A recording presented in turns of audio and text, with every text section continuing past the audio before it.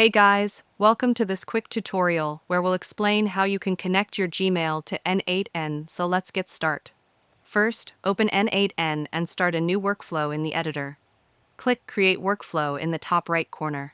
Next, click the plus icon to add your first step. In the panel, use the search bar to find Gmail, then select it from the options. Scroll down and choose Send a Message. Here, fill in the required parameters and go to the Connect Credentials field. Select Create New Credential, then provide the details. You can add your service account or simply sign in with your Google account. Choose your Google account, grant the necessary permissions, and confirm the sign-in. Your Google account will now be successfully connected to N8n. Finally, complete the remaining fields such as resource, operation, message, and email. Once everything is set, execute the workflow and your Gmail will be connected to N8n. If you found this video helpful, consider giving it a like and subscribe.